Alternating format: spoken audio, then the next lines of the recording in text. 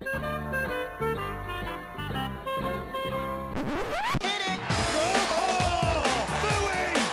says, get that India.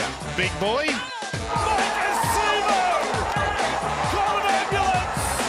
Maybe call a police! Oh, what a shot! What a shot!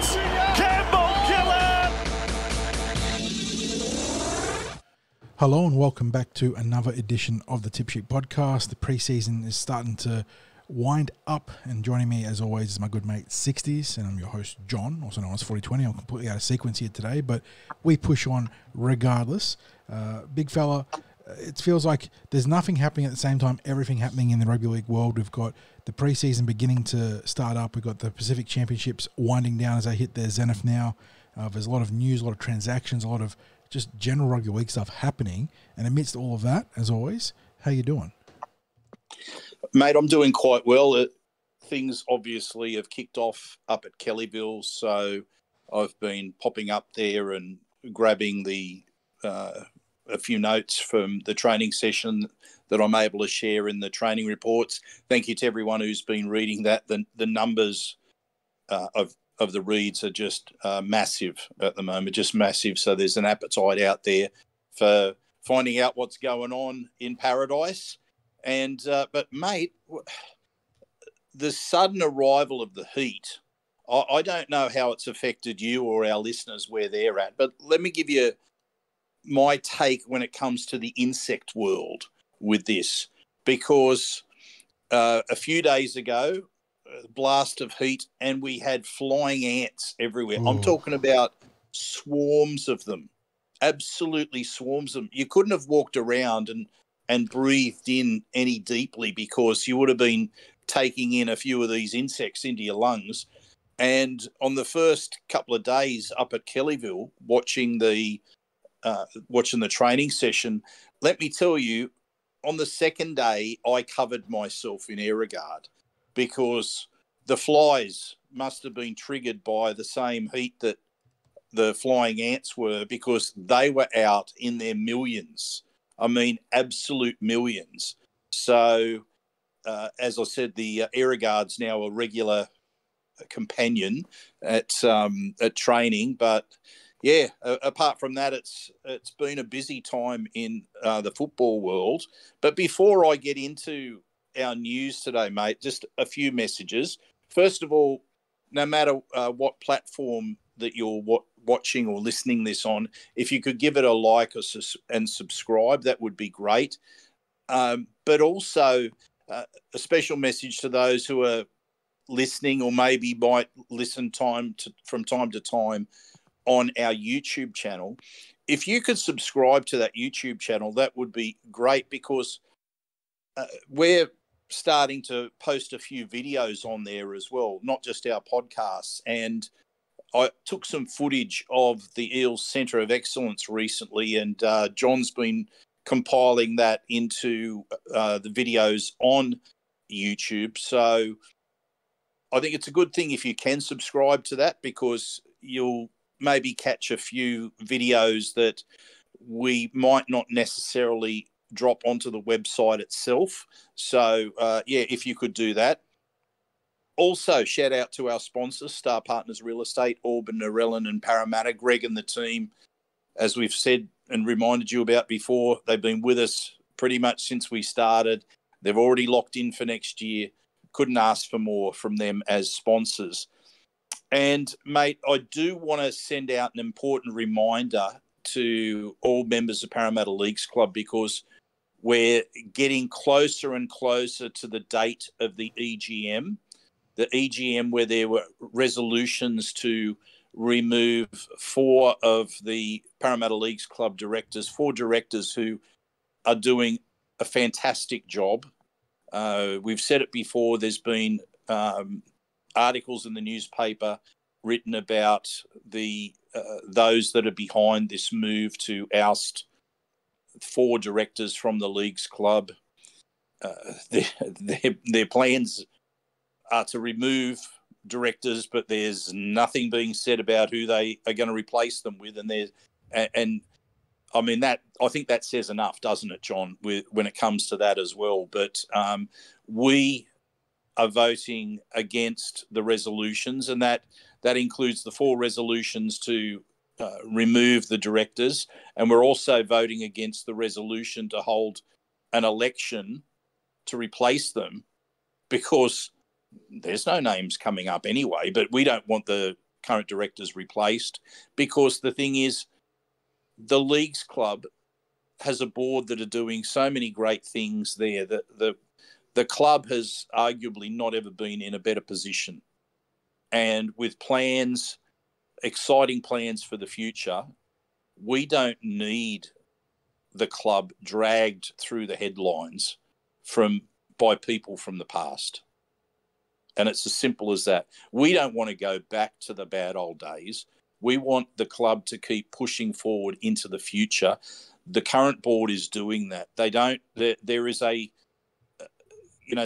election that comes up every year. There are triennial elections. 2 directors have their names put forward every year, and then in the 3rd year, in the cycle, 3 directors have their name come up for election again, or re-election for them, but they have to stand down to be re-elected. And that's when the opportunity is there for people to stand for the board and for club members to see who they actually are. So there is a process. There is a process that's there in the constitution of the Leagues Club.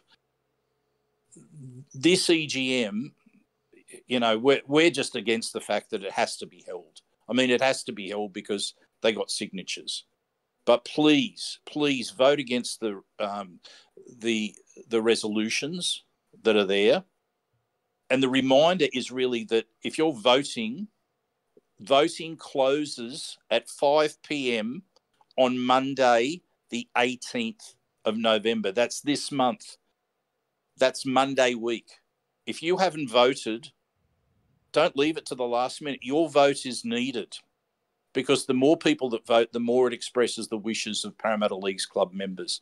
So please get that vote in. It takes all of about 30 seconds to vote electronically. If you're voting by post, really don't waste any more time. Absolutely. You have to have that vote in by Monday week. Don't be relying on the post to get it in within, 1 or 2 days. Get it in there. And look, if you are planning to attend the EGM at the Leagues Club on Tuesday, the 19th of November at 7 p.m, voting does reopen so that you can cast your vote in person. But, we've got postal voting and electronic voting to save people from having to attend in person. Make your choice, whether you attend in person or not, but it's really, really easy to vote electronically. So please do it. Next, another message, which is the Eels have an open training session, John. Yeah, they posted it this week on their website, paraeels.com.au, mate. Eels having an open training session out at Fairfield Showground. Obviously, in the future, this one will probably be posted at the Kellyville precinct, but with that being in development, ramping up fast, they're going out to Fairfield Showground Saturday morning, November 30. I don't think they've got an actual time for it to start. Yeah, 9 o'clock. There you go, 9 o'clock to 12 p.m. So you've got a 3-hour window there. It's at Fairfield Showground, which is on Smithfield Road in Prairie Wood. Parking is provided on site. If you come through any of the main market entries, make your way to the sporting fields located adjacent to the market awning on the other side of the grandstands. I think they're going to have about 500 undercover stalls. Great thing for families to go out there and make a day of it, have a bit of a market day out there. The Fairfield Market is obviously one of the great institutions out west. So the Eels are tacking on there. Good chance to meet a new squad, 60s. A lot of new faces out there, a lot of young guys that are looking to start their journey, and this is a chance for fans to engage them the first time and make some cool memories there. Absolutely, mate. Now, just before we get into the Eels news, we do have to touch on some very sombre news. And a lot of people have seen this in the news lately, that Paul Griffin, who was the subjected to an attack at the Edamoga Hotel, and sadly now he's passed away. Now, we're mentioning this because Paul was a big part of the Hills Bulls Club here in the Parramatta catchment. John and I featured the Hills Bulls in one of our Parramatta stories. They are one of the, as I said, they're one of the great clubs. They're not just a club in the Parramatta Cat Junior Rugby League. They are one of the great clubs in the Junior League.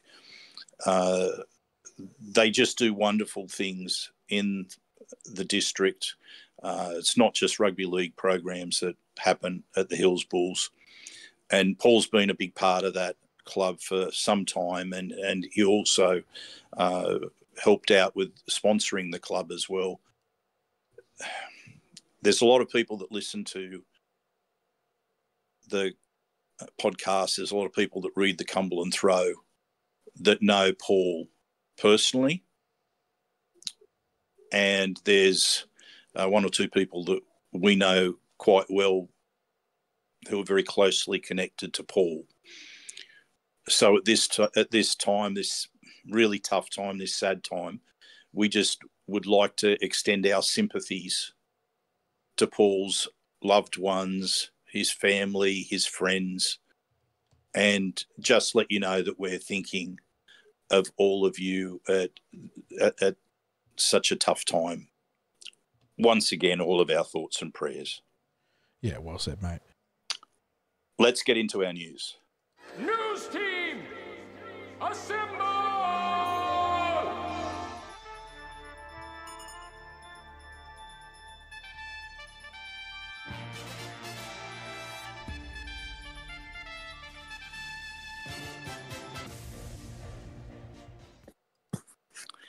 Well, John, we're going to start off with the Eels news, and I'll just kick things off because pre-season training commenced this week, and people who are regulars on the Cumberland Throw know that the pre-season training reports have started. And I'm not going to rehash what's there in the training reports, but I just wanted to say that this early part of the pre-season has really been about setting up the younger pathways players for success. There's only been about 13, 14 of them there this week.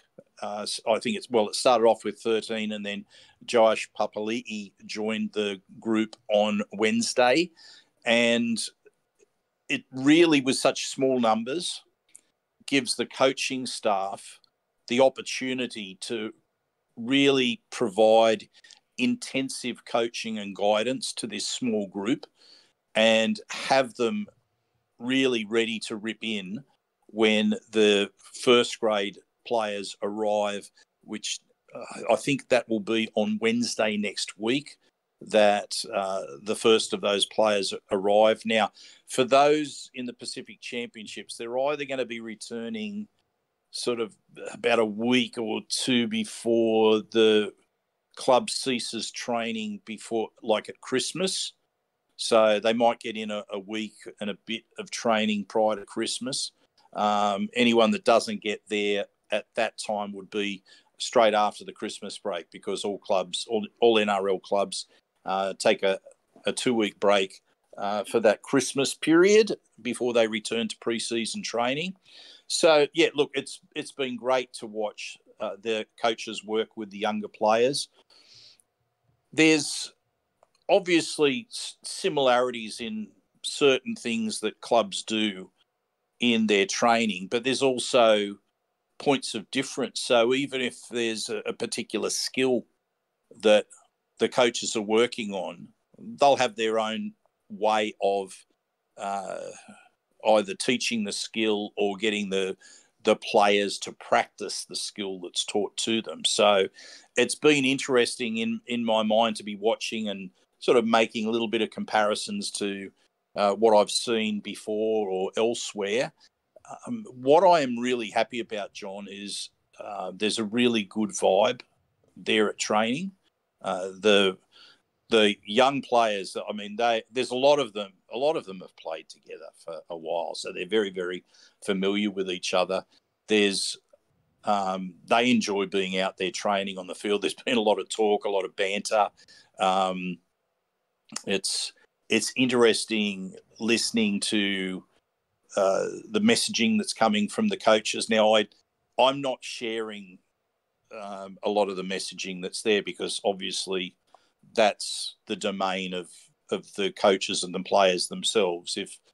If there was going to be a reporting on that, I might not be welcome there in the future.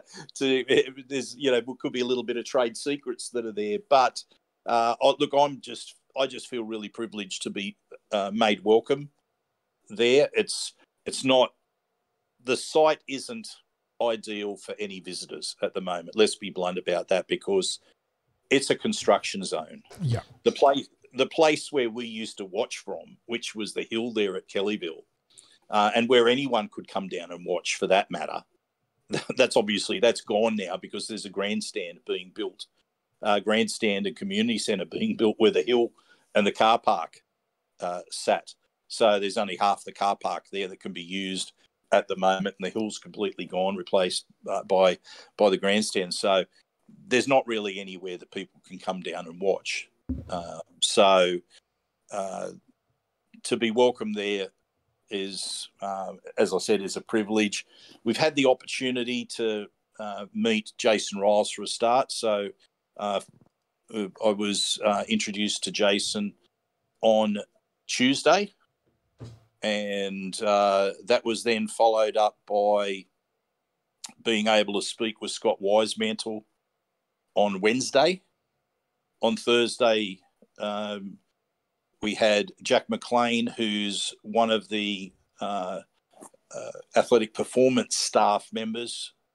He introduced himself. He's working on speed, agility. He specialises in those areas: acceleration, speed, agility, movement efficiency. Yeah, Sam Moa came over and introduced himself after the session. So Jack was before the session. Sam came over after the session. And I shared this in the training report. And I want to share it with people who are listening to this in case there's anyone who hasn't read the report. But I said to Sam, how you finding this role at the Eels? And he said, oh, it's good, great facilities. And then he said, actually, what's taken me by surprise is how many Eels supporters there are out there. He said, from the time that he was appointed, that many people have come up to him and introduced themselves as Parramatta supporters. And he doesn't live that far from Parramatta, but he's actually not in a Parramatta area where he lives. And yet he's been inundated by people introducing themselves to him and saying that they're real supporters, and I guess welcoming him to the job. So, as I said in the report, we always knew what that level of support is there for Parramatta. The numbers from all the surveys put it, the Eels so far above every other Sydney club in terms of people who identify as Eels supporters. It's over 500,000, and I think it's insane that the Eels sit with over 500,000 people that identify as Eels supporters, and yet the Panthers, who have just won their 4th title in the row, have about 380,000 people that identify as Panthers supporters.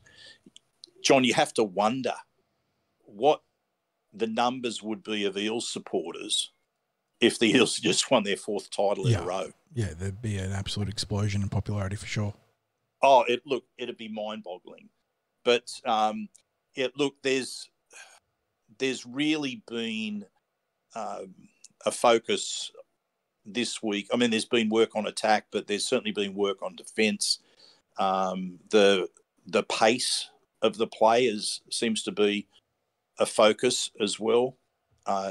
In this group, man, there's some fast fellas in this group. So I'm getting to see some of that in action. Now, let's bear in mind a lot of these young players are going to be spread between Jersey Flegg and New South Wales Cup. in 2025. It's. I mean, there are some that are SG Ball eligible still, like Oh yeah, Josiah yeah. Fenriuta. So yeah. So Josiah's still eligible. Dom Ferrugia. Dom is still SG Ball eligible, correct? So yeah. So there's the. I mean, it's a possibility that the Eels might decide to play them in the in that part of the season, the junior rep part of the season. We don't know, but it's a possibility that it could happen. And some of these boys, their contract isn't an NRL contract, and some of them it's not even a development contract, but there'd be parts in their contract that stipulate pre-season, because it would have been what's been mapped out for their development would be to participate in an NRL pre-season. Now, in the past, that's been maybe a pre-season up to Christmas. In the past, it's and for some of them, it would have been a full pre-season, say 15 weeks. There's even been times where a player might have their contract stipulate like a day a week or something like that during the pre-season, so they get exposure to it. So all the different there's all different contracts when it comes to that. So, but these are all young players. They've been set up in this week and I guess just the start of next week before the NRL players arrive on Wednesday or start to arrive on Wednesday. So they're being set up for success right now. They're getting the intensive coaching, a lot of feedback that's happening. I'll be writing up today's report at some time later today. Certainly, as I said, there was even more of a focus on defence today than there has been on the previous days. So, mate, that's just about where we're at with pre-season training, and I guess it's an exciting time because there are things that are different, and I had the opportunity to speak to Jim Sarantinos this week as well when I was up there at Kellyville, and I know there is a lot of exciting news that's coming up for fans between now and Christmas. I mean, we've already got the news about the open day, but there's other news that will be coming fans' way very, very soon. So stay tuned to Eels Media for when that's announced, and I know that there are things that they'll be sharing with fans very, very soon. So yeah, as I said, keep tuned to Eels Media. And mate, yesterday we knew it was coming, and it was finally officially confirmed by both the Eels and now Friday morning the Dragons for the Dragons, that Clint Gutherson's joining the Dragons on a 3-year deal. Look, plenty's been written, John. We've had our posts on TCT. We've spoken about it in the past in the podcast. Have you got anything final that you would like to say? I mean, obviously just extending a massive thank you to Clint Gutherson for everything he's done for the club. He is going to go down in the echelons of Parramatta folklore now, alongside guys like Ken Fournette, Jared Hayne, and himself as, one of the 3 greatest number ones to have played for the club. Absolutely lion-hearted, left everything on the field, and there are not many players you can say that about. So, like I said, sometimes there is a clear bad guy when it comes to these sort of things, so a club acting in bad faith or a player clearly trying to sandbag to get out. Sometimes both parties just make the correct call. Clinton Gutherson goes to the St. George Illawarra Dragons, having secured a 3-year deal, which is the year he was contracted for next season, plus 2 more. And if the media is correct, he's also been awarded a very handsome extension by the Red V that's going to set him up for the next few years. So the Eels get younger, get faster at the back. They take a risk here. I mean, Gutherson is ultra consistent. So they're taking a risk, but at the same time, it is the sort of risk that I think the club needs to take. So very happy for Gutherson to have secured the bag. I wish him nothing but the best. Obviously, when the Eels play the Dragons, I'm hoping we win, but Gutho can have a great game. Absolute, like, modern folklore sort of player for the Eels. So thank you so much, Gutho. Yeah, well said there, mate. I don't think there's anything really that I can add that I haven't said before, on some of the socials, I said, look, I'm not going to write anything new, because I wrote a post after the season was over and called it, like Gutherson, the Eels' modern warrior, because that was really how I was seeing him. And I had no idea that he was going to be moving on. I was scoffing at the thought that he was going to be moved on. I think it was a fair chance that we were going to see that positional change, but we didn't anticipate that he and his manager would seek early permission to negotiate elsewhere. And, of course, it all led to where it led. Now, for me, like you, he's up there with the best fullbacks that have ever played for the Eels. I think his toughness, that ability to play with pain, compares with a player like Ray Price. Mm-hmm. That consistency of effort that you talked about, it was just outstanding. So, nobody. There's that emotional part. You don't want players to stop playing with Parramatta and to go and play elsewhere. Obviously, in an ideal world, he retires as a Parramatta Eel. He plays out his career here, has won a premiership with us. But as Parramatta fans, we're more equipped than any other fan base in the competition to understand that you don't get the fairy tale ending. Didn't happen for Nathan Highmarsh, for Kay West, for Burt. Didn't happen then. It's not happening now. That's the unfortunate reality of sports, and that's what makes the highs so high when they happen. But the journey with Gutho has been amazing. From when we found out at the Ken Fournette medal years back, Brad Alpha being pumped about getting an acquisition there and that turning into a rocky start on the wing, all the way through to becoming, just an icon at the back for the Eels. Oh, John, thinking back on that moment, I'm glad you brought it up, because I'd had it in my mind to talk about that in the podcast today. And to be truthful, it had just slipped back away again from the forefront of my mind. There was a different path that I was taking in chatting about Gutho. But thinking back on that evening, I don't think I'd ever seen BA as animated before or since when he spoke to us that night. He was certainly in a good mood in being able to say, boys, I've got this really, really good player that I've picked up. You're going to be really happy about it. And it was written in stone for that point, wasn't it? Yeah. What can you say? It was Gutho really backed up the faith that his coach had in him when early on, as you said, a lot of fans weren't happy with what he was producing out on the wing. I mean, like, for myself, I thought I saw plenty to be encouraged by, because it was what I thought we were seeing even back then was the courage of the player. Yeah.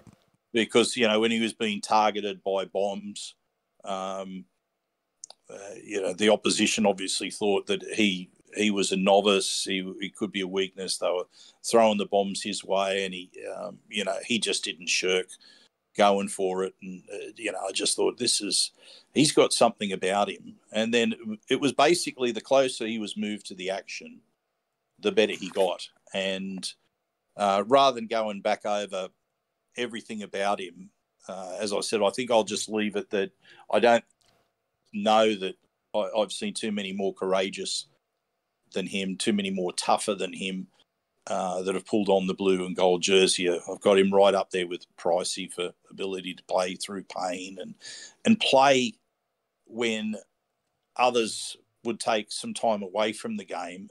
He's there. Like, no one could tell him he wasn't going to take the field. I mean, he literally had to have, his knees destroyed or be under the surgeon's knife to take time away from the game. That's how he was. I mean, I feel guilty that me putting my coin on him in 2017 jinxed him, first of all, winning the Dally M that year, and secondly, getting the knee injury. It I mean, I can laugh about it now. I was crying at the time because I got him at hundreds, and he was sitting second on the table with about 6 rounds to go when he got that injury, and Parramatta heading to finals football.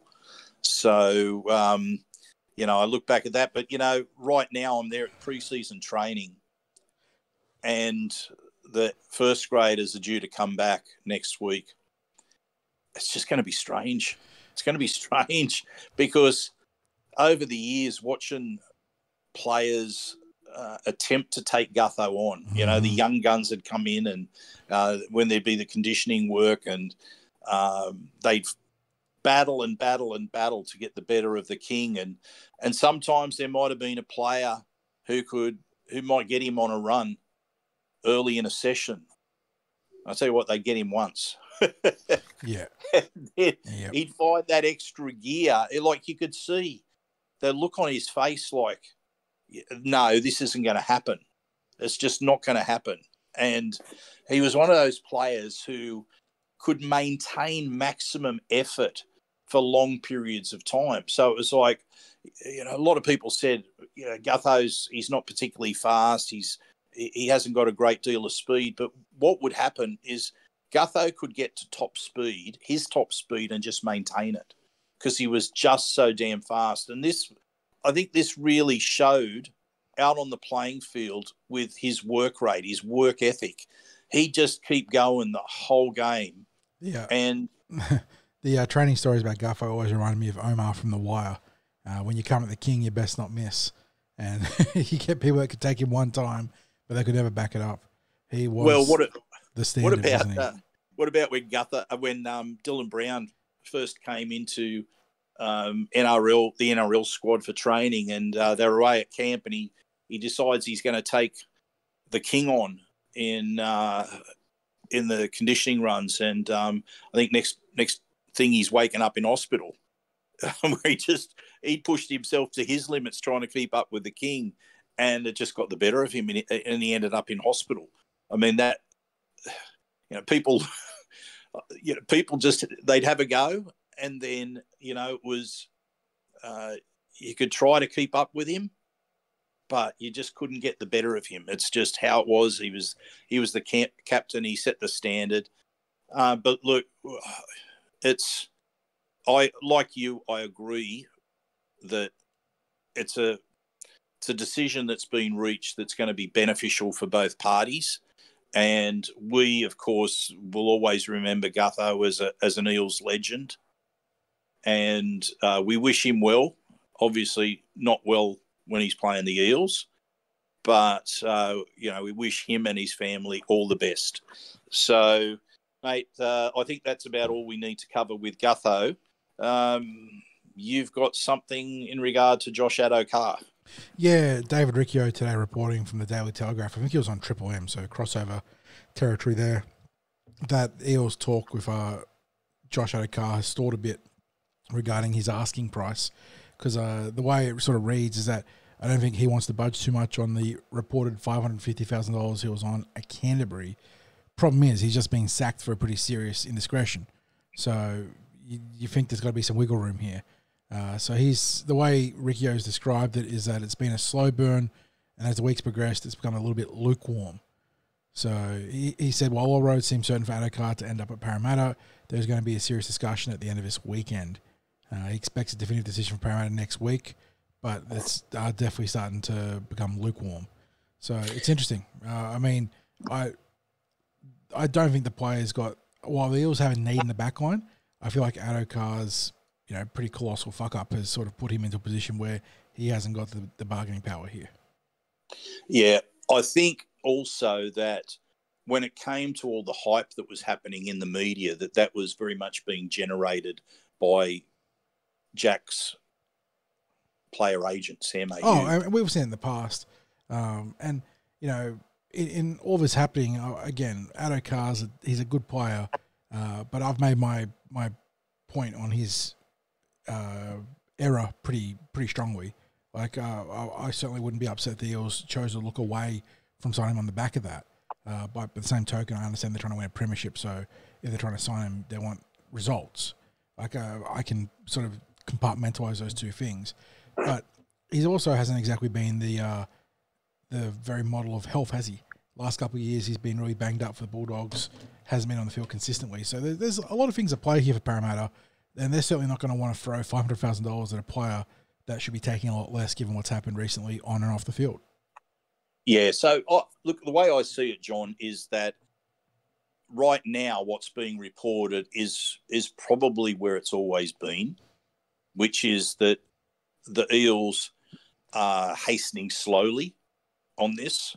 I think they're probably doing their due diligence, but I don't think they're going to be dictated to by Addo-Carr and his agent in terms of, look, this is where you should be heading when it comes to hit a deal with him at the Eels. I mean, I don't know that they've entirely made up their mind about whether he is the right person to be at the club, but given that they see that there is a need there, and given that at his best that Addo-Carr is an absolute match winner, and there's no question about that. He possesses the level of pace that's never been existent in this Eels team.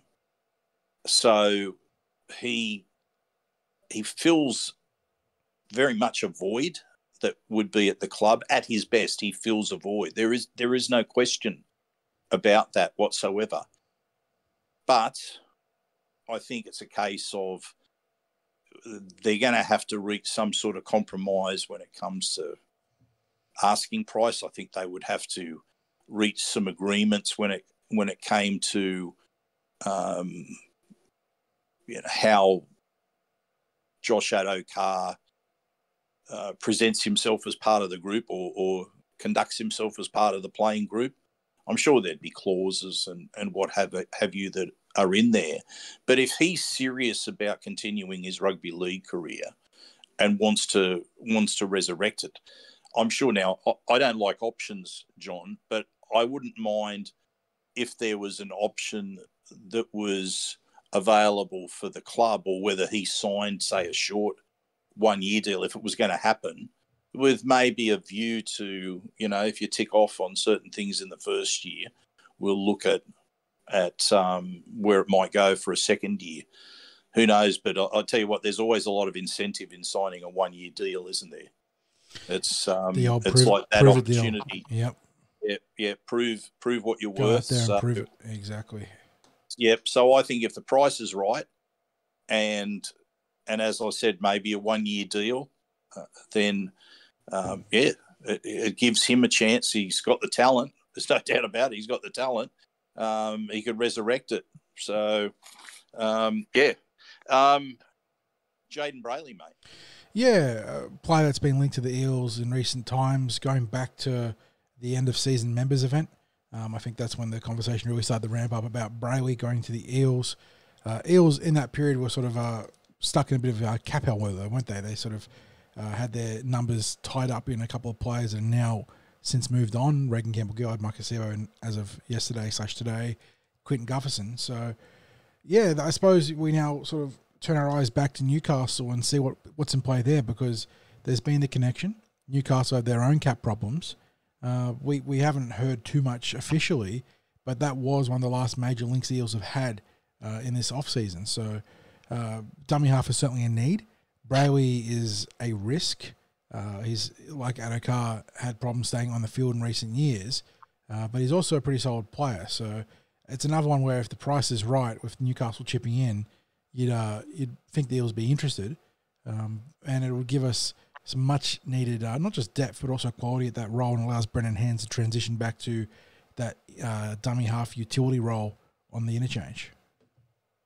Well, John, if I was going to bet on what the next Eels announcement would be, and as you know, I'm on a ban for betting on anything to do with Parramatta. That my coin has a jinx effect that is unparalleled when it comes to the Eels. So, but if I was having a punt on it, I'd probably be leaning towards Brailey happening.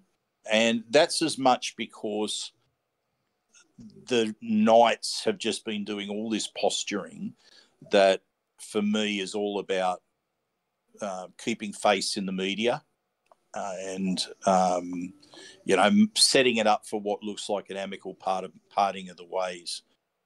They've got the talent there in Phoenix Crossland and Woods Arthur.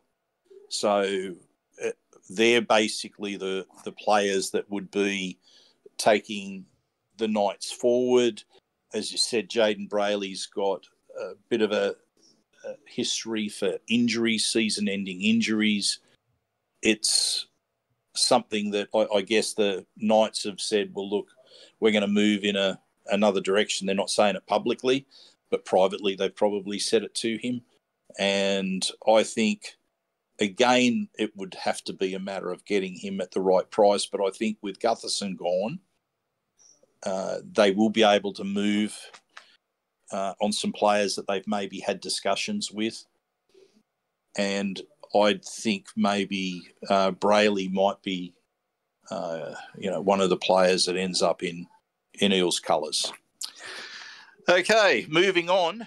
Oh, this is, we're getting towards a big part of the year for the Cumberland Throw because junior reps, the summer squads have been announced. Now, this is not the final cut for junior reps. These are the players who will be working through the pre-season, which will involve trials and obviously plenty of training. And as we get towards the end of the trials, they might make the final cuts on the junior representative squads. But these are the players who have been chosen to train and to trial. And what I will do is, first of all, John, is I want to congratulate every player that's on that list because you've done very well to get to this stage. And secondly, the work that you're going to do in the pre-season, whether it be on the training track, whether it be out there trialling, you're contributing towards whatever the outcome is for the upcoming junior reps seasons. So you'll be a part of any successes that are achieved in 2025, whether you're in the final cut or you're not. So congratulations to all of those people.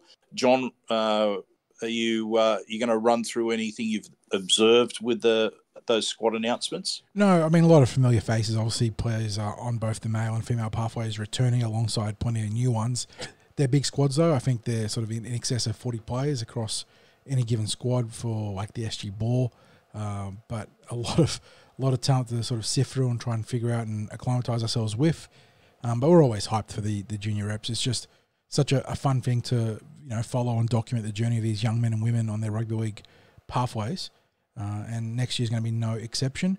And if anything, it's going to be really fun to see how things shake up down from Jason Rolls to the pathways now. Because Brad Arthur had his own influence on the pathways, and a new head coach in Jason Rolls will have equally his own way of influencing these pathways. And in the SG ball, you're going to have guys like Dom Ferrugia and Josiah Funa-Iuta who are going to go back to these squads at some point and help shape those squads. But yeah, really looking forward to this. I don't think there's been any turnover of coaching, so bit of stability there.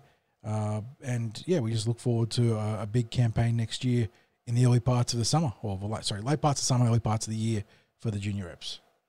Actually, I do have a bit of news there, John. When you talked about Jason Rolls and the Pathways coaches. So when it comes to the male pathways, what I can report is that the coaches themselves have been observers at Eels pre-season training. So Josh Hodgson, who's the Harold Matts coach, correct. Mick Lewis, the SG ball coach, Jordan Rankin, the Jersey Flegg coach, have been up there on different days, having a look at what's happening with the first grade coaches, spending time there with them. Obviously, when you're talking about some of those coaches, even getting to see a couple of players that will be in action for their teams. So it's there. The link's being made to the lower grades and to pathways. And I think that is important, John, because there would be a brand of football that Riles would be keen for players in the pathways to play as all that's the case with all players. I mean, BA was the same during his time there. He had a type of football that he wanted to see being played in the pathways, and you can see already that Jason Riles, he's got the coaches there at pre-season. So I'm glad that you brought that up about that, because that was something that I had neglected to mention in giving that overall view of what's been happening this week. So finally, John, we've got the Pacific Championships finals matches this weekend in the heart of Parramatta, Combank Stadium. There are going to be many people wearing the red. A very red Combank Stadium, yeah, I was going to say. Yeah, not so much green and gold, I don't think, although they will have some fans there for the Aussies. But we know that the Tongans turn out for these games, and it's going to be really cool to see Combank lit up in red for the final. Oh, we've got plenty of our Tongan friends that live in Western Sydney too, mate. So there's no shortage of them that will be filling the stands. And, we've got some Eels in those teams in the Pacific Championship finals. Yeah, same trio of Aussie reps that have held their places in the male and female teams for the entire Pacific Championship. On the lads' side, Mitch Moses starts at halfback, Zach Lomax on that right wing on the same edge as Mitch as well. And then for the ladies, Mahali Murphy will get another Aussie cap. So those three in the running for a bit of a Pacific Championship glory right there. And then beyond that, Isaiah Yongi, again, part of that extended Tongan squad, so if there's any sort of issues, he'll come into consideration. Abby Church, likewise, in the extended Australian squad. And then in the other games, as part of the promotion relegation branch of the final week of Pacific Championships, you've got Elsie Albert, Lindsay Tui, and Bahuka Berryman Duff facing off against each other. Elsie, obviously, on the PNG side, Tui and Berryman Duff on the Fetu Samoa side.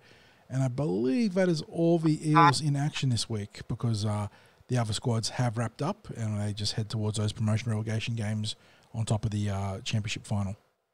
Yeah, we wish all of the Eels players well, and we will have our quick review of what happened last weekend and the preview of the finals at the end of this podcast. John, that takes us through our Eels news segment. You know, it's your time coming up. Yeah, last bit of somber music for what I hope is a good while, 60s. But with the King finally signing off, I figured it was fitting that we sort of commiserate his departure from the club. So here's a song called Eclipsed by Audio Scribe, a little bit of sad piano.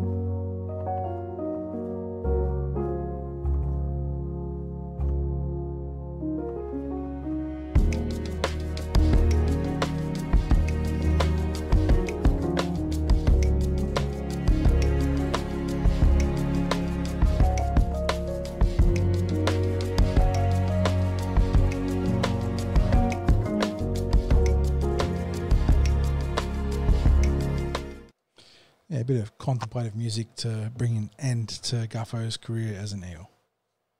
Yeah, and he'll always be that legend, mate. He'll always be that legend. But now it's time for our NRL news.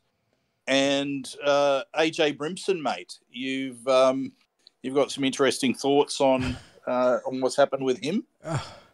Look, we always comment about rugby league players not always being the brightest sparks, but to Brimson's credit, he employed an unconventional sporting defence that has failed in the past. The great and late Shane Warne once blamed his mother for the use of diuretics. That got him banned for, what was it, a year back then in cricket? Whereas Brimson used the same tactic to success with the NRL's integrity unit. Brimson, the sharp prospect that he is, posted his winnings on the Melbourne Cup day with that big roughie that was, 63-1, I think, at one point, and posted his winnings to social media with a really shoddily cropped out image of someone betting on a rugby league game below that.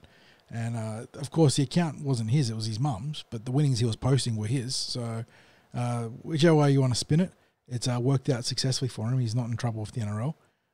But it does raise... It's not something that we haven't seen in the past. There's been several players caught up in spot betting and along other things, and not just in rugby league too. But it does bring into question how many players are operating in good faith when it comes to not betting on the code. Well, what checks are there if you're not betting off an account? Well, and that's the thing is, surely Sportsbet have these things flagged. There usually is some sort of flag system set up to catch names associated with accounts to players involved in the code or officials involved in the code. But evidently, part of the thing that sort of shook out from this was that it is actually legal for members of your family to place bets on the NRL. I mean, where's the safeguard between that and a rugby league player fixing a game or fixing a particular moment in a game? If your family can bet on a game and bet on spot moments of a game, because we know that exotic betting allows all sorts of esoteric stuff to happen now. I think that this raises a massive red flags for the game, but betting is so intrinsically tied to the core of the game now, with all the different agencies, sponsoring the game or advertising with the game. But geez, I'm concerned. Well, what makes it possible to monitor someone cash betting at an agency? Like working into the TAB, putting cash over the counter. It's not on an account.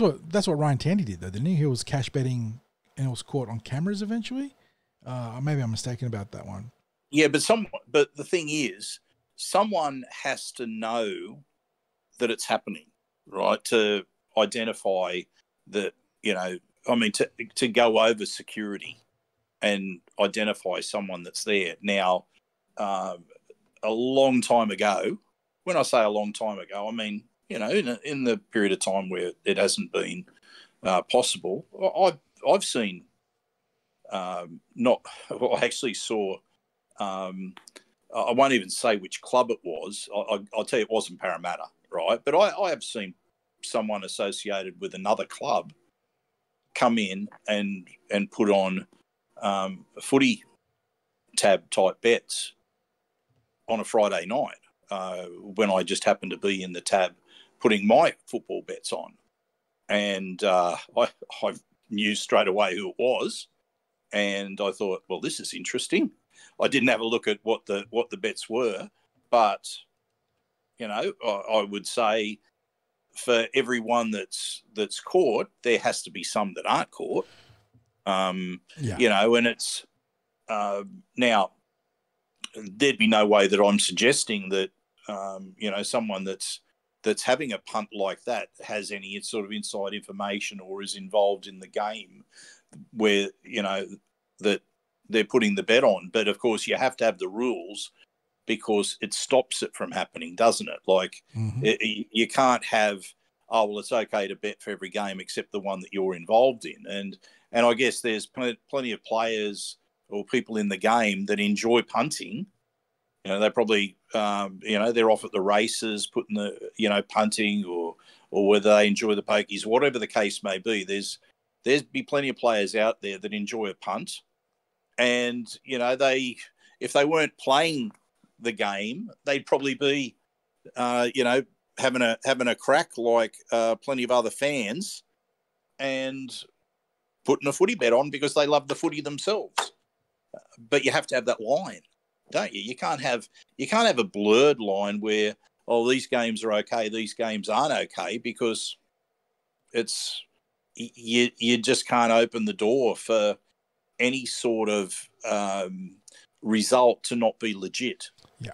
Or any margin to not be legit. And that's probably part of it, isn't it? There's sort of margin or exotic bets like a certain try or a certain players or what have you to score. I mean, it can be in the minutes, isn't it? Like, what happens in what minutes. So first try scorer, last try scorer, anytime try scorer. Like, there's just so much stuff you can manipulate when it comes to those sort of things. So rugby league. And I'm so look, mate. I am the opposite of anti-gambling. I love looking at what exotics are there in matches. Obviously, I do the 60 selects in goals previews where I'm giving my selection based on the TAB markets that's there for that particular Parramatta game. And I don't tend to venture too far and wide because, it's pretty difficult to get some exotics correct. But it's a bit of fun to look and say, well, this would be the tip that I'd make. And as you know, I'm banned from putting anything on a Parramatta game anyway. But, I like selecting what I think the bet would be. And then later in the weekend, I normally like a multi across a couple of games that Parramatta's not involved in because it gives me an interest in those games. I'm not employed by the Parramatta Eels. So I'm not in a position like the players or the coaches. They can't do it. They can't be involved in it. There is no line. So, Anyway, mate, we'll move on. The next thing is Terrell May, one of the big news stories recently. What's happening there? Yeah, taking a lot of twists and turns, this story, because it sort of came out of the blue. He was, being told he can look elsewhere outside of that new 2-year extension he'd signed with the Roosters. Then it came out he came out immediately saying it's not about off-field stuff because people immediately thought, is it, drugs, alcohol, domestic violence, anything that goes in that sort of category of why is a player being moved on so rapidly. And then since then, there's been a big article where there was a question about his motivation and how he's given up the game twice already. And in any given week, he might not feel like playing rugby league, but then he loves the game the next week. And then since then, there's been a bit of I don't know if it's damage control from the Roosters, but an article coming out saying that, no, it's not about the motivation. It's about the fit with the club in terms of the Roosters have been sort of trying to gear up to get a certain type of player of fast leg speed in the middle, and they don't believe that Terrell May, who is a great player in his own right, sort of conforms to that profile. And on top of that, they've got some young players, Sua Wong we've seen, but also Steep and the two Va'a brothers who are coming right through those pathways, ready to push into the NRL sooner rather than later. So I don't know. There's a lot of layers to this.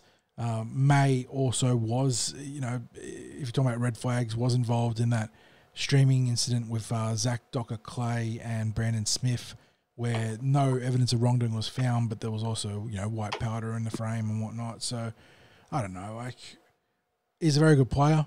The Eels could use some reinforcements in the middle, but you got to be doing your due diligence here because there is a lot to unpack. I don't know. I don't really know what's going on here because we've heard so many different reasons, 60s. But whenever a player's motivation is called into question like that, that is an important red flag you have to do your due diligence on. Because the last thing you need is someone just walking away from the game for a lack of effort. So, be interesting to see where, how, when he lands up somewhere, because this is taking a lot of twists and turns. Of course, the other thing is too, when you talk about specifically with Parramatta, is that with the departure of Regan Campbell-Gillard, you could say that in terms of experienced middles, that it wouldn't hurt for the Eels to bolster that. We're maybe a year or two away from some of the pathways talent being contenders for first grade starting positions. And I think it'll be interesting to see if the game continues to trend towards the smaller, more mobile middles as well, the ones with, as you said, that faster leg speed that clubs seem to be looking for, or whether something will happen in the game which swings the balance back the other way towards having the bigger forwards, the ones with a greater impact play potential. So, yeah, I think it's one of those things, John, where if you were asking me, would I put money on the Eels pursuing Terrell May, I would suggest I don't think they would, but I don't know. It's not one where I've got any sort of intel. It's such a high risk, high reward signing for whoever ends up taking up that contract, because there's no doubt that he's a tremendous player. He had some awesome games for the Roosters, defensively outstanding, and was great through contact, even if he doesn't have that leg speed that the Roosters are talking about. Kind of like Reg, or, I think I saw Reddit saying he was like a prime Aaron Woods, where he can sort of look like he's lumbering into the defensive line, but could actually generate great post-contact meters and, could play the ball from it. So he's a good player, but you've got to make sure that he's the right player, because all those things that have been sort of floating around, convalescing together to create this really messy picture of why the Roosters want out from him, you've got to get to the heart of that and figure out whether he's going to fit with whatever club, whether it's Parramatta or anywhere else. And you've also got some strong opinions about Exra Mam. Yeah.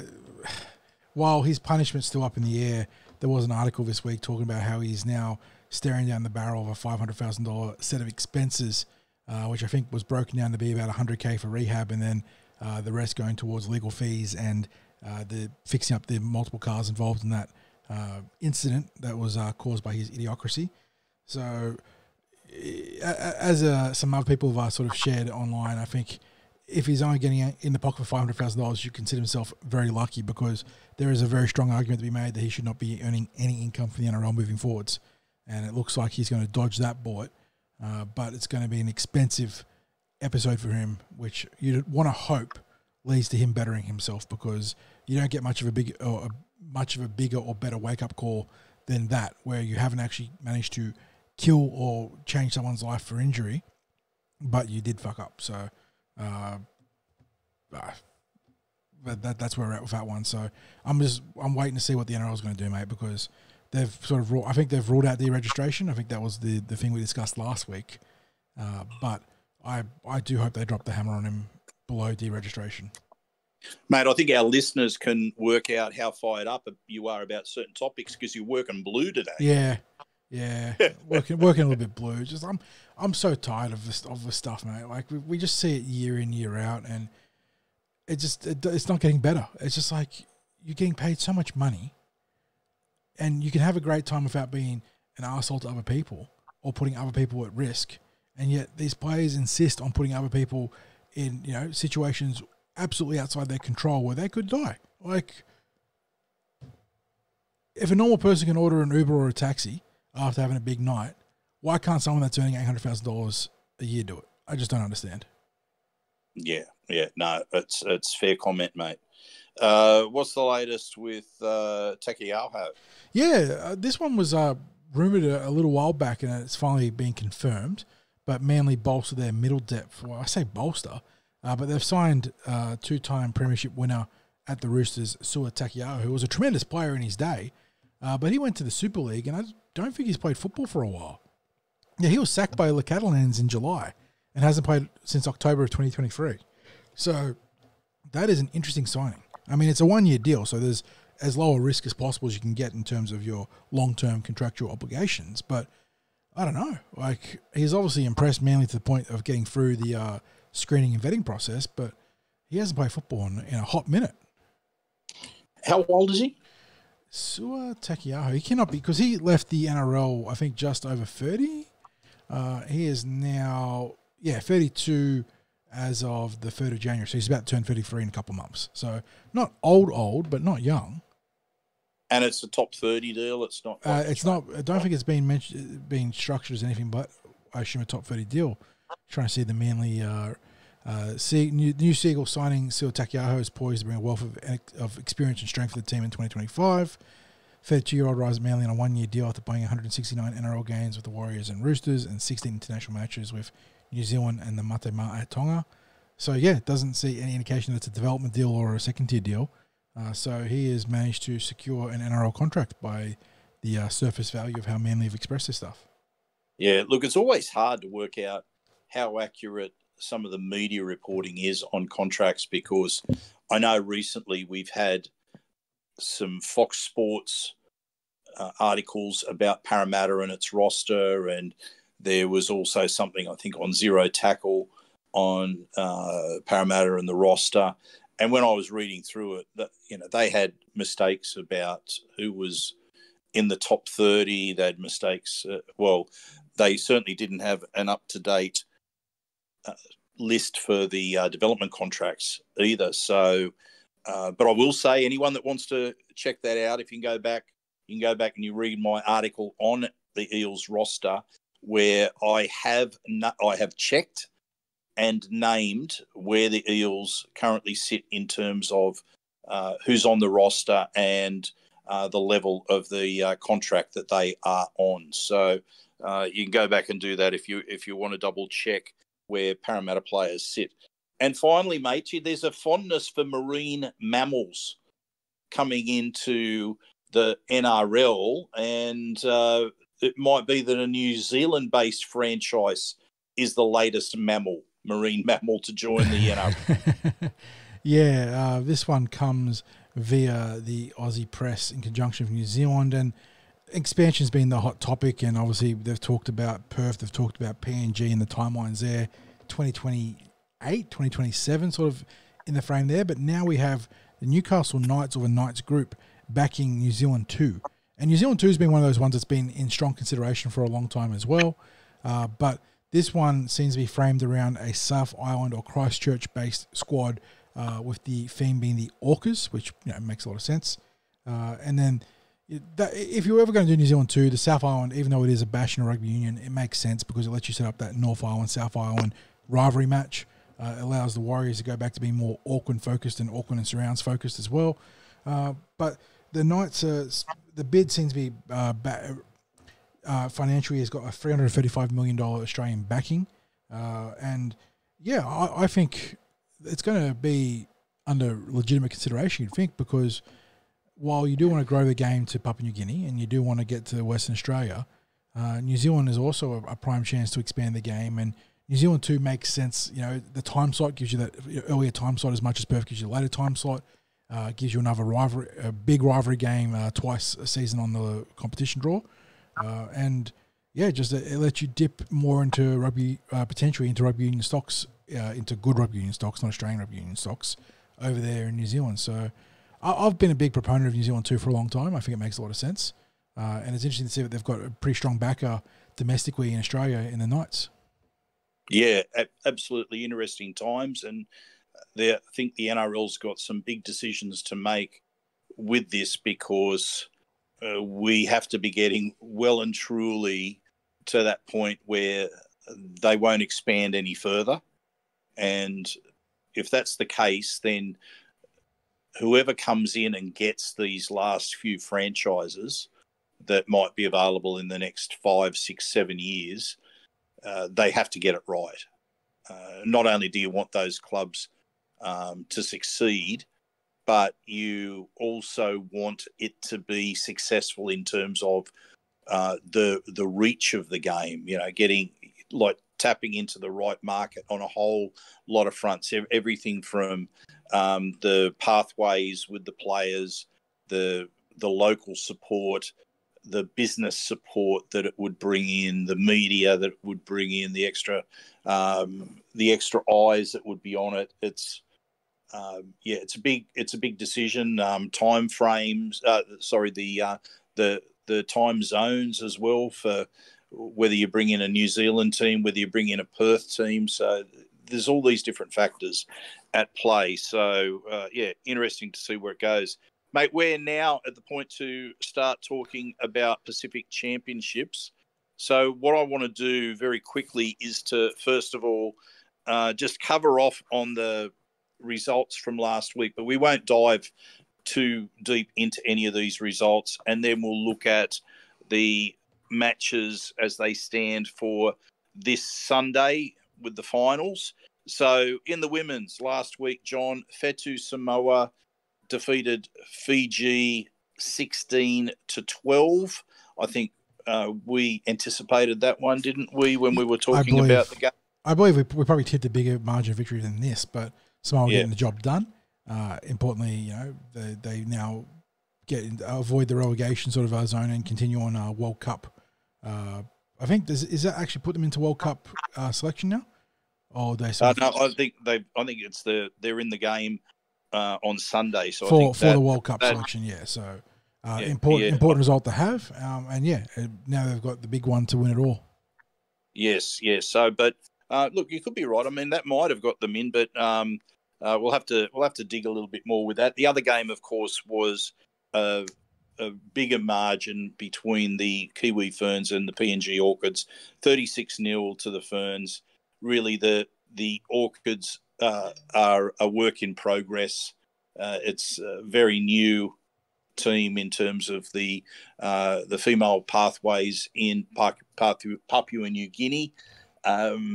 But they're taking the same sort of lumps that the male compatriots did a few years back, and they'll be better for it in the long term. And with Joe Grimer and company over there putting pathways in on both sides of the gender gap there, they'll be competitive sooner rather than later.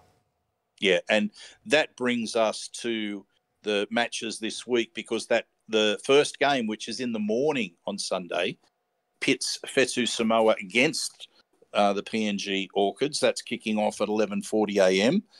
So what's your thoughts there, John? Should be, I'd like to think it'll be a comfortable win for Fetu Samoa. Yeah, it's really hard to get a beat on where the Orchids are, because they've been laid up by both the Aussies and the Kiwis in the upper bracket here, and it probably hasn't done them any good heading into what would be a competitive game against Fetu Samoa in most circumstances. Whereas Samoa have fought hard against equal caliber opposition, had some good results and some games that have hardened them up, and they're the ones carrying all the momentum here. So I think that Samoa might be, even though this game is it's a away game for both. You'd think that someone like Lindsay Tui would be pretty comfortable at CommBank Stadium, and I think that Samoa might be the favoured team here. Yes, so we've got Lindsay Tui and Pahuka Berryman Duff running around from the Eels, Fetus. but in terms of like just Sydney comfortable players, you've got Norsala, Brill, Pio, Soliola. They're all players that have played in the NRLW and around these venues pretty comfortably, whereas a lot of the PNG girls, outside of Elsie Albert, who is captain and obviously Parramatta Eel, a lot of them wouldn't be accustomed to playing at a venue like CommBank. Yeah, you'd have to think when it comes down to experience, and I guess a little bit then you have to start talking about class. But the other factor too is just combinations. I think there's just, there are elements that are difficult for Samoa when it comes to combinations, but I think they've just got that little bit of an edge on PNG in that one. And look, I think it'll be a comfortable win for them there. And then in the main final, we have the Jillaroos taking on the Kiwi Ferns. This is the final that everyone would have expected anyway, yes. And something would have had to have gone drastically wrong for this to not end up being the final. So, John, where do you land with this? Because, I've said before, with this Australian team, I just cannot see another international team beating an Australian team that boasts the sort of players that are running around for the Jillaroos. Yeah, look, well, I tipped, I think, a tough win for the Aussies in New Zealand when they first met in the earlier rounds of this tournament, and that's pretty much how it played out. The Aussies won by a relatively comfortable margin, but it wasn't a blowout.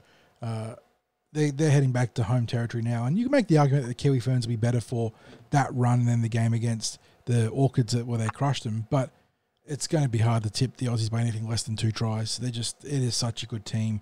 The glut of riches there, like the players that they're not playing would still make this team a great team, and that is how deep they run. I think they win this one, like I said, by the margin of somewhere around 2 tries.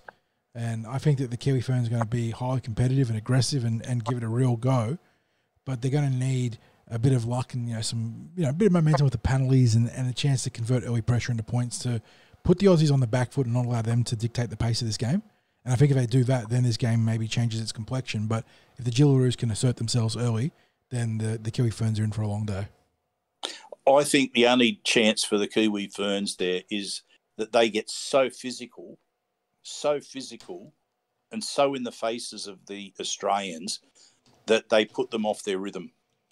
Yeah, because that's definitely a legitimate strategy here, is that you want to try and upset the momentum of this game. Yeah, that to me is the only way. I think they need to upset the rhythm. I think they have to create errors in the Australian team.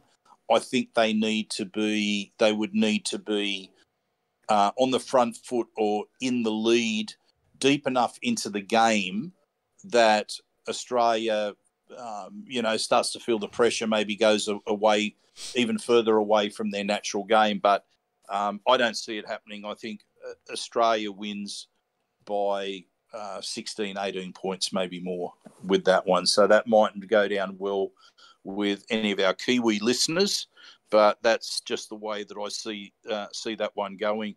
Now, we turn our attention to the men's results from last week and to the men's games that are taking place this Sunday. So what about that game between Tonga and the Kiwis last week? We said it was too close to call. You'd like to think, I know my football, right? But, we're just a couple of average punters that are talking footy, and in saying that it was too close to call, man, it certainly played out that way. It was the sort of football that you love to see in international rugby league. Yep. And the passion in the game was matched in the stands, wasn't it? Oh my goodness, it was. Yeah. The scenes, and it wasn't just the sea of red that was there, but it was the singing that was coming along with it.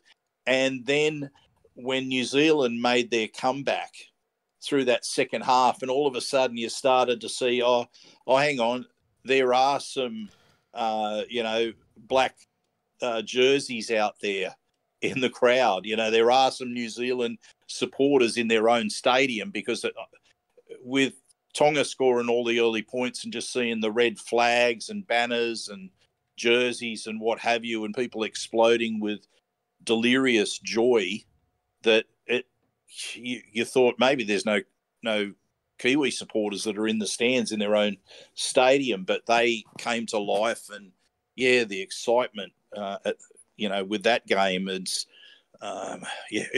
was an absolute ripper. I did suggest to Dylan Brown that it was a great result, and he wasn't too keen. He wasn't too keen to talk about it. So no, I didn't say a great result. I said a great game. But this is why the mandate to develop the game internationally is so important, isn't it? Because seeing Tonga and New Zealand, and bear in mind that this is a vastly understrength New Zealand who absolutely wiped the floor for Australia last year, but seeing these sort of games unfolding and just the fabric of the game growing because of it is so huge. And this one was exhilarating. Tonga absolutely cruising at one point, 24-6. Then you saw the big comeback from the Kiwis. Both teams trading shots at goal with those field goals. Young Isaiah Katoa icing it in the 75th minute, and then the Kiwis having a chance to reply but not getting it right. Great game, just thoroughly entertaining. Was it the most, in terms of completions and whatnot, was it perfect? No. Kiwis down at 72%, while Tonga very impressive at 91%. But this game had everything you want from an international game, from rugby game in general. Big hits, great contact, lots of emotion, big moments, thrilling conclusion. Awesome for the product, awesome for the game.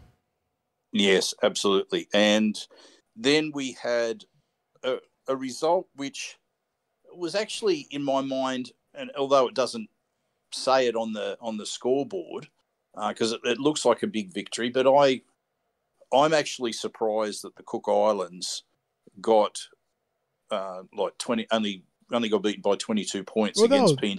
I was expecting a bigger. Yeah, in it up to the eyeballs deep into the first half, weren't they? Yeah. David Mwali scores in the 8th minute in reply to Elijah Rotalinga, and then you had Stephen Masters scoring before Nene McDonald did in the 27th minute. So you had the tries for the Kumals in the 5th and 31st minute, and then the Cook Islands going 8th and 27th minute. So it was a tight game heading towards half-time, but then you had Lachlan Lamb and Robert Darby scoring either side of oranges that really took the game away from the Cook Islands. And like you said, the end scoreline 42-20 because of a late try to Issa Mioka for the Cook Islands, sort of narrowing that margin. It's not really reflective of how this game felt for a good margin.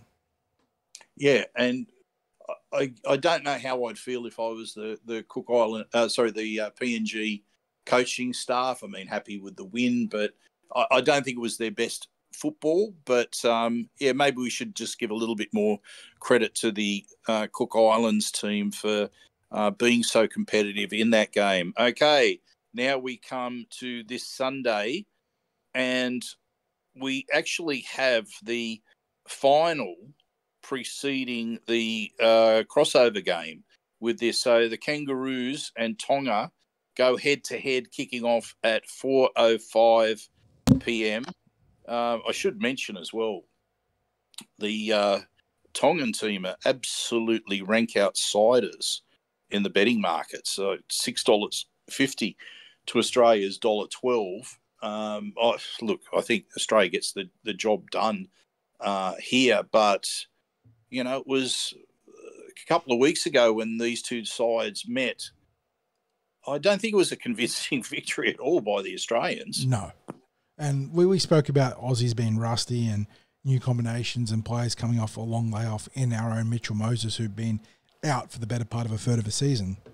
But, Tonga had opportunities and just couldn't quite capitalise. And that game, the script of that game changes massively. In that run of, must have been like 4 holes, I think they had like 24 tackles inside 20. If the Tongans convert any of those opportunities into tries, suddenly the script in that game flips and the Aussies are under pressure chasing the scoreboard, the ones that are getting the pace sort of dictated to them by Tonga. So, look, the Tongan team's got the talent to ask questions of Australia, and I think they're going to be physically very competitive. They're going to be emotionally very fired up for this game. That it's such a fine margin between burning yourself out and taking it to the opposition when you ride the emotional roller coaster like that. But if they can harness it properly, there's no reason to think that they can't challenge the Aussies for the duration of this game. I think when all is said and done, the Aussies do win, maybe in the vicinity of 8 to 12 points. But I could definitely see this Tongan team sticking it to Australia and making it a fiercely competitive game out of CommBank. Yeah, I agree. And, mate, just on of course, you mentioned the Parramatta players before with the Momax factor in Zach Lomax, Mitch Moses in action again. And we've got Isaiah Iongi on that extended reserves list for the Tongan team. But where do you think the game would be won here by either team, John? Because I look at the Tongan team and they've got a pack that can really ask some questions. Yes, their pack is excellent. Yeah, that is the real strength of their team. Some big backs complement that too. Sawley is a big powerhouse. Usually plays down the left for the Dragons. I'm not sure if he's playing that side for Tonga, but Alamoti's had a breakout season. So they've got some good backs there. Obviously, Tupou and Katoa alongside that, as well as young Hopewadi. But their forward pack is the ace in the sleeve for them. And contrasting that against the Aussies, where I think their edge really shines in the spine, even without their first choice candidates alongside guys like Cleary and Munster, but Harry Grant, Mitchell Moses, Tom Dearden, and Dylan Edwards up against Hopewadi, Lolohea, Katoa, and Havili. I think that difference in class in the spine is going to be important in the big exchanges in this one. And then, again, looking at this Aussie team, the Tongans have a great forward pack, but the Aussie team is just so well-rounded. Their pack is still very good. Carrigan, Collins, Crichton, Young, and Yeo, and then making his debut off the bench, Lindsay Smith, Ruben Cotter, Mitch Barnett, Matt Burton, who is very flexible where they can play him. And we're not even talking about the backs. Lomax, Tebojevic, the Hammer, Xavier Coates. The Aussie team, even if it's not full strength, it doesn't have an obvious weakness, and that's always a difficult thing to overcome for the opposition. So that's why harnessing that emotional sort of hypercharge for Tonga is going to be so important, because that is their X factor. That's what makes up a lot of the difference in roster caliber here, is being able to ride the emotion and harness it effectively. And the frustrating part is that can also consume you, and you get too hyped, or sort of like you come down from that hype and you sort of hit that emotional lull. If you've played sports, you've experienced it where you're pumped up for a big game and then suddenly, something's happened and kickoff's away by 2 minutes and you're just a little bit out of sync. So, yeah, I'm expecting Tonga to make a real fist of this, but the Aussie team, it is just, on a spider graph 60s, everything's just like an 8 at minimum. They're just very good. Yeah, and look, you've stolen my thunder to a certain degree in talking about the spine, because when we start talking about international rugby league, for mine, the difference is always the spine. Always has been. And that's why young Isaiah Katoa is so pivotal to the growth of Tonga, and his progress through the NRL in the coming years will be, he can't do it by himself, but if he ends up developing into a first-class NRL half, which is what his trajectory is, he was very good for a good stretches this year in the NRL, it's going to be crucial to Tonga being a consistent powerhouse at the highest level of rugby league. But he can't do it on his own. They're going to need guys like Leo Hapawadi at fullback. They're going to need the unover a 5/8 and a dummy half, to help him carry that load. And that is why New Zealand, do we think that New Zealand's transformation from being always beaten by the Aussies to wiping the floor off the Aussies last year was a coincidence, or was it the fact that Jerome Hughes, Dylan Brown, Brandon Smith, and I believe it was Chanel Harris-Tavita at the fullback for the time, their best spine perhaps ever, coincided with them being able to wipe the floor off the Aussies alongside a good pack and a good backline. The spine, it is, the term was coined for a reason, wasn't it? It's just integral to, not every game is won with a great spine, don't get me wrong. Great packs and great backlines can absolutely pick up the slack here and there, but to consistently dominate, you need that 1, 6, 7, and 9 to be at the highest level. Yeah, and especially when you have international teams who, on given moments, can match. The forwards might match up reasonably well, or the backs might match up reasonably well, but you can just see the class difference in the spine, and that's where this one is probably going to be decided, John, which means the Australians win. And look, I think they win really easy. Now, I don't want to cheer for a team that's not Australia, but if we get a game that's anything like that Kiwi and Tongan game last week, I will be a very, very happy rugby league fan.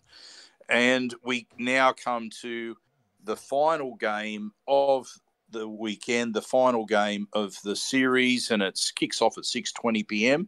Hopefully a good number of the crowd stay there for this one. That's probably my only concern about having this as a game that's after the Australian and Tongan game, because we know there's going to be so many Tongan people that are in the crowd. So whether they stay for the Kiwis and PNG Kummels is another matter. Hopefully some of them might have some allegiances to New Zealand. They might have the Sean Johnson farewell game there. Too. Yeah, hopefully that's a factor in keeping him around. It'd be good for both teams to have some support there. Yeah, absolutely. So, this is an interesting one, because really the Kiwis should win this. And, I'm not going to say comfortably, but what we know is if a team is slightly off their game, these are the sorts of games where PNG will rise. And PNG's done it to England before. England were off their game, PNG switched on, PNG beat England. Now, I guess it'll be somewhat historic if they can get over New Zealand as well, but it's still hard to see it happening when you look at the players on paper. But we know PNG, rugby league's not played on paper, but perhaps the best example of a match not being played on paper is PNG when they line up in international football. Yeah, that's very well said. New Zealand are very strong favourites here. Like, you're kidding yourself if you think otherwise. But, like you said, if they slip up, PNG are the sort of team that bring that energy to, snare the lead and potentially run away with it. In the context of rugby league, obviously, New Zealand needs to stay the Tier 1 team for the Pacific Championship. But PNG have shown really good growth this year.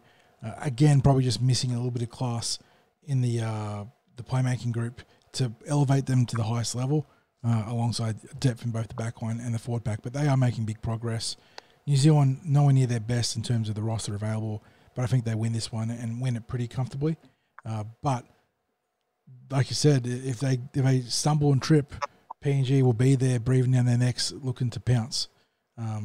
But in saying all that, I do think the Kiwis win pretty solidly. Probably, I'm not expecting them to absolutely destroy the Comores. Maybe in the sort of range of 3 tries, the difference here. But I'm just hoping that it's a good competitive game. Yeah, same here, mate. Same here. So I think New Zealand do win that, probably about 12-point margin, maybe. Maybe 12 to 16, 12 to 18 points, depending on a late try, maybe. But just want to see the Comores remain highly competitive because they've had a great international campaign this year. Absolutely. Well, John, that brings to a close what feels like it's been another big news episode. What do we come in at? Just clocked over an hour and a half as we speak right now. So in the context of how much news there was to cover, not too bad. We could always do it a little bit lighter, a little bit faster. Oh, breaking news as well as we finish recording. Britton Nakora has re-signed with Cronulla to the end of 2027. So the Sharks secure a very talented back rower there. How old is old Britton Nakora? He is 26 years old, so he's still in his prime. And this keeps him at the club for, 25, 26, 27 for the next 3 years. So that's a good keep for Cronulla. Mate, I like how you give that quick reference to him like old mate. Old Britton Nakora. Old Britton Nakora. Of 26 years of age. Yes, I've always had plenty of time for him. He's almost a throwback. My brother spoke to me about him, and while the aggressiveness isn't the same, the way they play is not too dissimilar with Manu Ma'u, with that great footwork before the line, high work rate, great. The sort of flexibility to play centre or back row. And while Manu obviously brought an intimidation factor unrivaled by pretty much any player in the competition, they're both highly effective back rowers. So really good keep there for Cronulla. Yeah, absolutely. I love some of the conversations I was able to have with Manu Mao and get his takes on different players. He actually was funny in what he used to say, but I don't think he was trying to be funny. And I say that actually in a good way. It was, Manu didn't have he never looked at you like it was a joke. But, if he told you that he thought someone was soft, and you look at it, you go,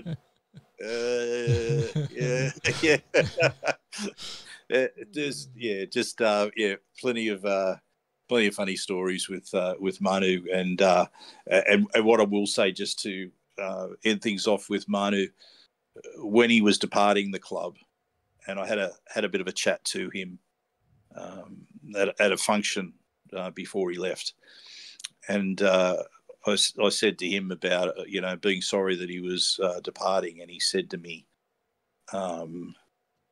he couldn't play against Parramatta. Like Parramatta, much the same as what Mike Acevo said. That he was going overseas because A, he could never play against Parramatta, and B, it was going to give him a great experience in being over in England and the family being able to experience Europe. That was a memory, basically, that allegiance to the club. We know what his allegiance to BA was. His speech when he won the Ken Thornett medal. Oh, my goodness. When I think he said he'd kill for him. It was, but you know what? I do have a lasting memory of being there at that Ken Thornett medal, and everyone had been over congratulating him, and he just had a moment where he was sitting on his own, and he was just looking at the medal in the box, and I went over to him, and he gave me a hug, and then he just said to me, "Do you want to see the medal?" And I said, "Oh, mate, I'd love to." And just it was. I don't think I'd ever seen an expression on his face like that before. It was like a disbelief that the moment had happened, and it was that was something else. But I just wanted to, seeing as though you've mentioned Manu Mao, just that those recollections of him and what a person he was. Just so, mate, at the end of this, at the end of the podcast. So a shout out to our sponsors, Star Partners Real Estate, Auburn, Narellan and Parramatta. Thank you to all of our listeners. The numbers that we've had for the listens in a non-footy season, non-footy part of the season has just been phenomenal. The numbers that we're getting, I mentioned before, John, that we've just had a record October for the Cumberland Throw. The November numbers are going insane. The training reports, the response obviously with Gutho has been big, but we're just getting numbers the likes of which we haven't seen before at this time of year. That there is so much interest in Parramatta. It's just unbelievable. So thank you to our listeners. Thank you to our readers. A reminder about the Leagues Club. Please get your votes in before 5 p.m. on the 18th of November. It's coming up now. Vote against the resolutions. Please do that. And, mate, as I always say, go you mighty Eels.